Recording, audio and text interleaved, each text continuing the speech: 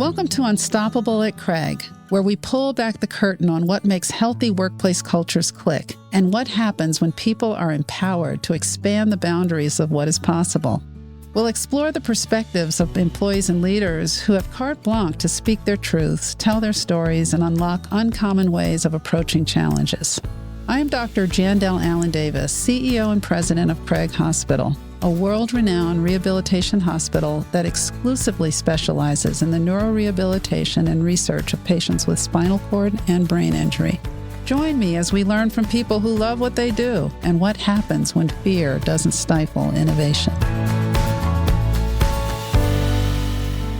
I'm George Sparks, CEO of the Denver Museum of Nature and Science, stepping in as host today to kick off and introduce my good friend Jandel. This is going to be fun. Yeah, this really will be fun. And I was thinking back, I remember when I heard that Brian Vogt, CEO of the Botanic Gardens, that you were his chair of his board. And I thought, that is really, really cool. That's a pretty significant job. And Brian picks great leaders. So that was really impressive that you did that. You're nice to say that. And even thinking back on things like that, there have been so many times in my career where I go, am I really getting to do this? Is this, it's an honor to serve and a privilege. And I like to tell young emerging leaders, just be very present and soak in what you can while you're there, because you never know who's watching you. And you don't really have to pursue roles as aggressively as you might think. The universe knows which doors to open for you, and I've been blessed that way. Yeah, I think both of our lives have been blessed beyond my imagination, having grown up in southern West Virginia, a little coal mining town, and then moving on to the Air Force Academy, and then MIT, and being a pilot, and eventually having a 25-year career at Hewlett-Packard, and then the capstone of all of this to get to run the Museum of Nature and Science for the last 19 years. So.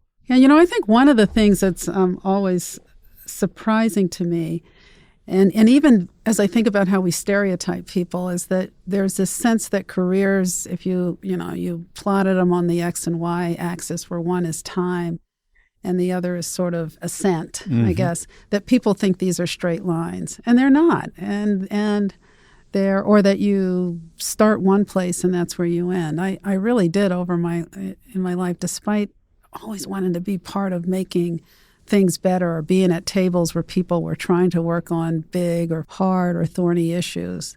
But I always thought, and I would say, that my plan had been to walk away from work with a baby in one hand and a speculum in the other as a practicing OB-GYN. Yeah. And here I am in a neurorehabilitation hospital with a national and an international reputation for what we do and how we support people with spinal cord and brain injury. And they won't let me deliver babies here, George. They just won't. I keep asking them. So tell me, why did you decide to become a doctor? I will divulge something on this podcast, but I just hit Medicare age last month. So I've been around. I've been around a little while. Welcome. Thank you. And when I was little, so I say that because I'm old enough to have grown up at a time where girls were nurses and boys were doctors. So I have since been a tiny kid. I can still remember finding Q-tips and cotton balls and alcohol and putting them in a brown paper sack and acting like I was the little neighborhood nurse it was. But then, the women's rights movement and the modern civil rights movement opened up new vistas in ways that, as this kid, I was probably 11 or so. In fact, I was 10 when Martin Luther King was killed. And it just opened up new sorts of ways of thinking and being about what was accessible. But I was going to be a nurse. There was the opportunity that I could, in fact, be a doctor. So I wanted to be a doctor since I was about 11 or 12. And then I discovered OB-GYN, where I had the ability to be in the operating room because I just love operating and loved delivering babies. There's nothing more magical than that, I don't think. Do you ever think about the parallels between what you did before, where you were giving people birth, having them born, and now you're having people reborn through your work here? I think I never thought about it, in terms of those particular parallels. But what I will tell you is that there's something that feels miraculous about the rebirth that happens here in a way that's so joyful in the face of such heartbreak. Because, as I say every day, nobody wakes up in the morning and says, I think I want to go to Craig today. most people don't wake up in the morning saying, I think I want to be a patient today, period, let alone to have these catastrophic injuries that you couldn't see coming, but that are a reality for everybody who's born. But what I get to see in terms of this rebirth is actually the birth of resilience in ways that people never thought about. The birth of just sort of what is innate in humans, that things want to live. We want to live, and that you're tapping into something very, I think, primitive in terms of what drive is. Right. And that's probably the other really amazing thing I see is incredible drive. People work hard. By 4 o'clock in the afternoon, when all the therapies typically end, if I see folks in the halls and stop and say hello to them, I like to ask them, did we work you hard today, or did we kick your butt today? And they say, yeah. I say, then our work is done here. And they laugh, and they are exhausted when they get back. I get to see the joy and witness joy at the things we so take for granted, like being able to pick up this bottle and take a top off, or to brush your teeth, or a little bit of movement in a hand that gives people that encouragement and that drive and hope, and sort of a recognition and realization that there is much to be lived on the other side of these injuries. So it is a kind of rebirth. I never thought about it that way. Now, you work in a really cool place. Like I said, when I walked in the front door, it was like, there's something different here. I walked in lots of hospitals, but never one where I felt like that. So tell me about Craig Hospital. How did it start? Sure. Well, it might surprise you to learn that Craig was started in 1907 as a TB sanatorium. And what happened was we developed therapeutics for tuberculosis and learned how to cure it and how to prevent it. So they pivoted to polio. And the same thing happened, thankfully. The therapeutics and vaccines were invented that made it possible that we see very little polio in the world. So in the late 50s, they pivoted again, Craig did, and took on spinal cord rehabilitation. And that was the focus of their mission. And sometime in the 70s, brain injury was introduced. So it is a national neurorehabilitation hospital for acquired and traumatic spinal cord and brain injury, and a research hospital. So they're with the volume of patients we see annually, the opportunity over decades to contribute to the field from a research perspective has also gone hand in glove with the actual rehabilitation. So tell me, why did you start this podcast? And this sounds some way that I don't want to fully and cannot fully or even partially sometimes own. But Tone at the Top is part of this, right? Tone at the Top is the magic of Craig. When I had the opportunity to be considered for this role and really got to dig into Craig, just like you said, when you walk in, you can feel that something different's over here. And sitting at the front desk, waiting for me that day for this 2 days of interviews, was Mike Fordyce, the former president and CEO of Craig, just sitting there, just kind of casually at the desk. And that the first person I met who was sitting at the front desk is Adam, who was our receptionist, and was just so friendly when I came in. I knew I was in someplace special. And there's something about the importance of leadership that the sort of, I think in some ways, eternal question is, or ongoing question is, are great cultures made, or are they born that way? Right.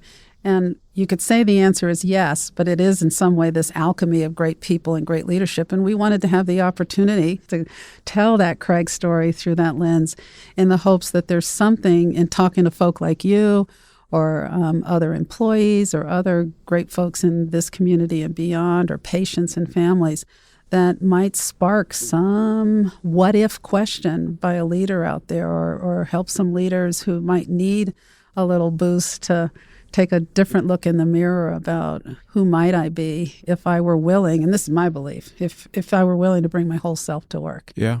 And really view these jobs as not jobs, frankly, but as callings, as vocations, as sacred work. Yeah. Now, you came here and there was a culture here. How has that culture shaped you, and how have you shaped the culture that's emerged? Wow. I'll tell you, I'm going to answer the first part of your question. How has the culture shaped me? There was something about when I walked in for those interview sessions in the summer of 2018. You walk in this front door and you can just feel something's different here. It's the vibe, it's the energy, it's the actual physical manifestation of this thing called culture.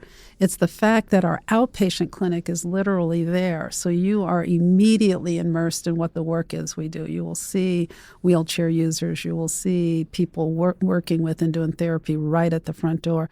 That I knew it felt different, but it felt akin.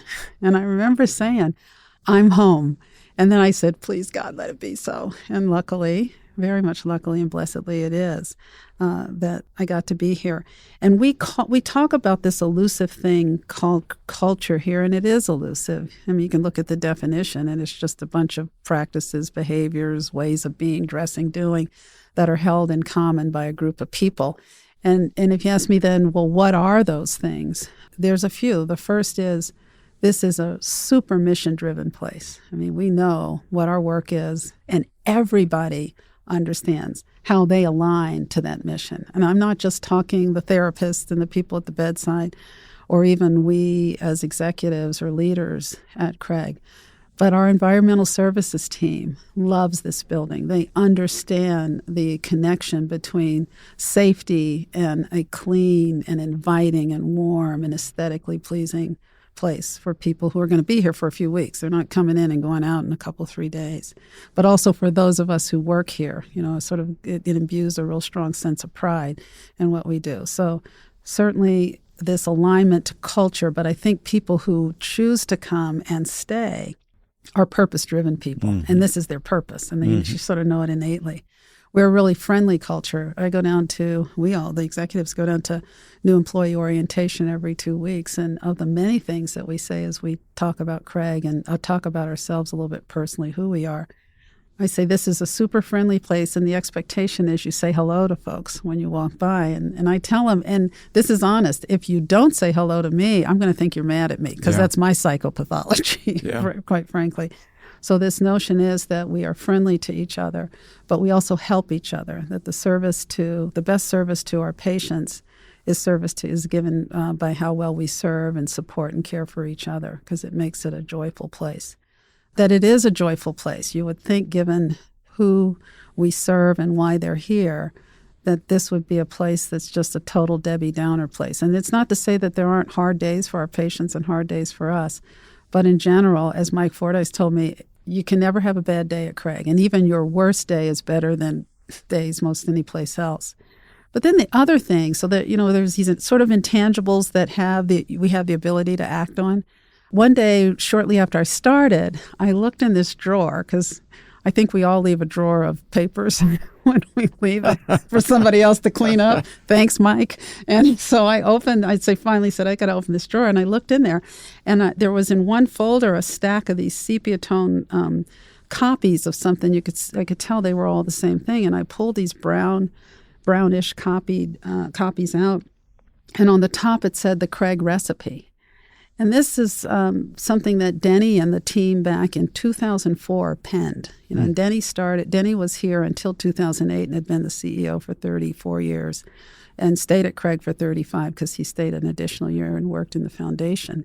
But I read this Craig recipe, which was several pages, where they just sort of, he likes to tell the story when he was 25 years old and, sort of really didn't know what he was doing, but good heavens, did he build a phenomenal culture that Mike says was my job to tend to, and I say is mine too.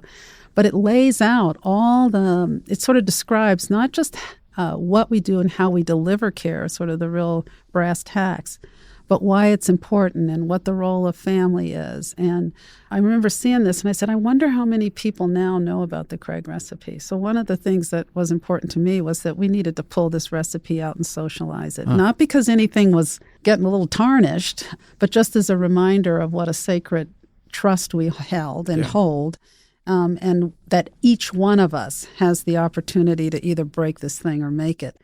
So one of the things we did with the directors, and this is a real flat organization, so there's directors, there's managers and supervisors, then there's us, the executives, is in our directors group. I introduced it there and said, like any good recipe, they need updating from time to time. So what new ingredients do we need to put in? So we updated it in 2019. In fact, we didn't take anything away from the recipe. We added to, because didn't talk much about our role as community stewards, serving as voice for patients and being a business and a nonprofit and an independent hospital. What's our role in community? Research wasn't mentioned. And volunteers weren't mentioned. So those were some of the new ingredients we put in that make the culture special. So I think it's those sorts of things. And I remember learning this phrase when I was in the Indian Health Service: we work hard and play hard. And this place works hard and plays hard. Halloween here is the most insane thing you've ever seen. And if you want to come back, in fact, on my schedule, I'll never forget the first year, it said 1:00, Halloween. 3:00, next meeting. Okay, so Halloween is 1 to 3, but it's really all day, and departments go over the top with creativity and decorating. Patients and families get into it. You'll see wheelchairs that have been transformed into Mario cars, and then there's a big contest for the best. We were Jurassic Park. That was the most incredible thing this last year, and we didn't win, and I still feel robbed. I've told people we were robbed. But people really get into that. The holidays, and in recent years, we've added both a celebration of making sure we're thinking about Hanukkah and about Kwanzaa, as well as the Christmas. Big celebrations. I come over on Christmas morning and deliver stockings to every patient's room and get to visit with families. And the stockings are ones that are made by those volunteers who just love Craig. There's a sweetness to this place that you just don't see other places. Working in a natural history museum, and as you know, I love to read, there's a book called Anthrovision, written by Gillian Tett, who's the editor of the Financial Times. And it turns out companies now are appreciating culture more now, and they're hiring anthropologists to study the culture of their companies and of their customers. And anthropology originally was defined as studying cultures that are weird. The implication being the culture that I'm in isn't weird, but everybody else's is. And it turns out all cultures are weird. And if you accept that, then you begin to study your own, and how do you want to shape it to become the culture that you want it to become. I love that. So business is starting to emphasize this more. What you've said, both in terms of the book, but also just the opportunity, and I'd go so far as to say the obligation to spend time saying, we are weird. Let's figure out why we are weird, and the good parts of our weirdness. And I think actually in some ways we want to keep Craig weird. Yeah, we want to keep Craig that's weird. That's a great button, actually. There you go. Keep Craig weird. Yeah. It's over my career, which, as I said, welcome to Medicare. I have no idea how this happened from the perspective of longevity. There are people who, in particular younger folks, who say, well, how do you do what you do? How do I do what you did? And there's this crawl before you walk. You got to sort of scrape your own knees. It's a humbling that comes along, and there are some great joys and great challenges and puzzles to solve. But when I think about great culture, there is something to be said about longevity and leadership and the lessons we learn over time. And I just wonder, you've spent decades, and don't hear that as another longevity comment, in leadership roles. And I'd wonder, would you agree with that there is some real wisdom in not throwing out your wisdom, I suppose? Yeah, I think the longevity is a double-edged sword. Once you're in a job long enough, I think you become, it's easy to become entitled to believe you're right. I have this saying that when you begin to believe your own PR, doom is near. And so I think somehow you need to be able to always remain curious and humble, and that you're there to serve other people as opposed to telling other people what to do. So, but in other cases, like I worked for Hewlett-Packard for 25 years, and the two founders were there for more than 50 years, and they had great values, and those values stuck all the way through the company, all the way until they passed on. And then eventually they began to deteriorate over time. But so the good side of longevity is if you have a great leader and somebody that does care about serving, then you can probably continue it. But otherwise it can turn into autocracy as well, which is really not good. And frankly, whether you're there 10 years, 10 minutes, or 10 decades, what's our role to make sure that the beauty of a place doesn't rest on your shoulders alone, so that when you walk out the door, out goes all of that. So talk about that a little. I'd love your perspective. Yeah, coming from the military, military is all about leadership. When you ask people to put their lives on the line, leadership is really the most fundamental part of that. And even though I went to the Air Force Academy, it still gives me great pride to say that the best model of leadership that I've ever seen came from the U.S. Army. And it only has 3 parts to it. And the first part is accomplish the mission. Because if you don't accomplish the mission, nothing else matters. Second part is take care of the troops. Because it's not about you, it's about the people that are executing on the mission. And then the final part, which bears on your question here, the third part of leadership is to create new leaders and to have people follow on from you with the values that you espouse and that the organization thinks are important. So I always come back to those 3 things, and I think if you were to follow those, you could do a lot worse than to follow those as a family or as an organization. So, you've had a little tiny bit of time to be here, but certainly I do believe you knew Denny or got to know him well when he was interim at the Denver Zoo, and maybe even in other things. But you've heard a little bit. We've had a chance to talk. But what do you think, or why do you believe this culture has been successful? Imagine 1907, and here we are, 2023. Each one of us, when we see someone else in a wheelchair or not as able as we are, each one of us think, that could be me.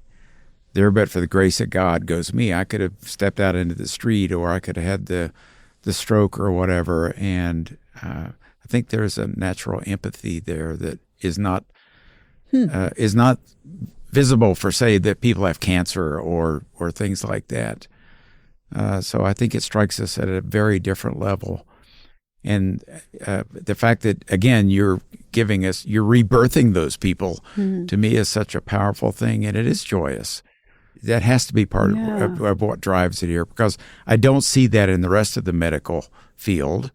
And as you know, my wife, Dr. Chandra Wilson, is a surgeon, and so I hear lots about the medical business, and I know lots of doctors and CEOs, and there's something totally different about Craig than every other medical organization that I've dealt with.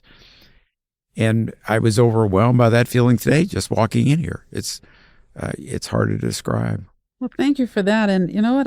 Listening to you, there is a way that translates to that appendix and that appendectomy, that ectopic pregnancy, that baby, that hip surgery, that whatever. And it translates in that, back to what I said, nobody wakes up in the morning and says, I want to be a patient today. And so from the perspective of the person, really person-centered, patient-centered, that experience, no matter whether it's as catastrophic as what could happen to any one of us, that appendicitis doesn't happen to everybody either. Yeah. So it could have happened. So this ability to really put ourselves in the place of what it feels like to be that dependent. Because in a way, whether, you are the person undergoing a pretty, what should be straightforward operation, but you literally have to put yourselves in the hands of an anesthesiologist. In some way, I think we're all processing those same sorts of feelings as we go through it, and then turn around and say, and what would you want in that time? Yeah. And what you'd want to know, you'd want to be enveloped by, you want to be surrounded by a team, and that team is not just the care team. It's the people who take care of the care team. Yeah. That is us. Yeah. We admit, the administrative side, the operation side of how healthcare is practiced. And if a lot of organizations talk about putting patients and families at the center of all they do, but precious few sadly do. Yeah. So, Judge, I remember, and it's an honor, and it's going to be a fun ride to serve on your board, which I know I'm having the chance to do. We are so thrilled to have you. It's fun to be there and just sort of start a new adventure and have new vistas open. But when I was doing the orientation, I sat next to Jesus Salazar, who's from Prosano. He and I were going on at the same time, and he asked this amazing question. He said, George, what are the perpetual tensions that exist in running a museum, or, you could say in running anything? And I just, it was a question that hit me in a really interesting way, because there's this sense that you'll hear, you only care about the finances. You only care about the people. You only care about quality and not the finances. You'll hear from some people, blah, blah, blah. But these perpetual tensions are pervasive. And I'd love it if you'd share a challenge that you think, or a few challenges that you think leaders across all sectors have in common. Well, I think that's a great question. I think in business, people that aren't in business think business is all about just making money and getting rich and exploiting the worker or the customer or whatever. And at HP, Bill Hewlett, the number one objective was profit. And the reason that was the number one objective was that it was a measure of how well you're serving the customer. Mm-hmm. Because if you weren't serving the customer, you weren't going to make a profit, certainly not over the long term. Right. Always being profitable and implied that you were serving the customer. Within the museum world, there's always a tension between, say, the pure science, because we do research, we do collections, or serving the visitors, entertaining the visitors and educating them at the same time. There's also a tension about looking backwards. Museums historically have looked in the rearview mirror, what happened, and here's what happened. And there's not much discussion about the future. So, as you know, we're trying to look out the windshield and put on the high beams and figure out where are we going, and what that we know from the past can help us build a better future. And then how can we turn that into better policy for all folks? So it's multidimensional. It's almost like a web rather than the two ends of a string. Mm-hmm. It's like you're holding up a whole net of different tensions, but you have to balance all of them, or you're going to fall through the net, or you will fall through and dump on the ground. And they're constantly changing as well. I like to talk about competing and conflicting priorities, and that's what we swim in. Mm-hmm. We swim in, and I think it is something that our teams don't always appreciate unless we tell them. I mean, I think there's some real responsibility of ours is to tell the story of the organization. And because, I can remember times when I wasn't in leadership where I sure was happy to bash leadership, right? And I think there are times where I still bash leadership if I think we're not doing it well. But there's something about opening up the trench coat or pulling back the curtains and showing people about these leadership challenges. And you talked about them, where we've got to think about margin and mission, right? Yep. But how the two play together is how I take Mr. Hewlett's comment about profits. But then there are those where they do get out of balance with profit and forget quality and forget those they serve and those who serve who you serve. So it's a constant sort of understanding of those competing and conflicting priorities and challenges. So I really appreciate that answer. Yeah, I found that if you focus on the customer, solving their problems, we all have customers. We're here to serve somebody else. If you focus on that, the financials take care of themselves. They really do. It's if you go about it the other way around, it's so hard, and you almost always fail. So what do you hope people take away from this podcast? This is personal. This is you. I think the two biggest things that I'd like folks to take away from is the opportunity to see leaders, to see us, and to be seen by us. So through our eyes, how do we think about those we serve? And to have a sense of the sacred trust that leadership is, that leaders will lead less or manage less and talk about serving more, serving those who are our team members, but also, as you said earlier, our customers. So that's the first. I think the second is that I want people to take away from this through how we talk about it, how we engage in conversation, that when it's all said and done, we all put our pants on the same way. Yep. And that's the third thing I'd say that I hope people get out of this, is that there's no I in this, that the most important transition as leaders that we have to make is stop saying I, the transition from I to we, so that you don't have to be the smartest person in the room. In fact, you are typically not the smartest person in the room at this level, because I can't get a 30-year CFO career or a physical therapy career or, hospital operations career. I've had this role for 4 years, and there are people here who know this place through and through. So it's this idea of getting clear about what is it that I bring. What is it that I uniquely bring? But then what does this role require as well? So having the opportunity to explore those things. And then I hope that young people who aspire to, people, right behind me in terms of age, people my age, people older, begin to see and feel confident and maybe reassured or a little bit better supported in the belief that we can build great cultures. They're not born, they're made. Mm-hmm. And with intention in some different ways, checking your ego at the door, because there's a whole lot of that needs to happen. We can turn icky cultures around, and we can keep great places as great as they are. Or as Mike Fordyce told me, just take this great place and make it better. Yeah. Yeah. So, George, you are such a dear friend and so, as you know, loved in this community. And thanks for being a part of this kickoff of Unstoppable at Craig. Well, I can't tell you how honored I am to do it, especially for you and for Craig Hospital. So believe me, the pleasure is all mine, and I'm humbled by this. So thank you for the opportunity. Well, thank you.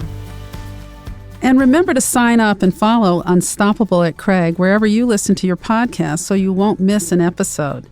And now jump over to our next episode about wholehearted work.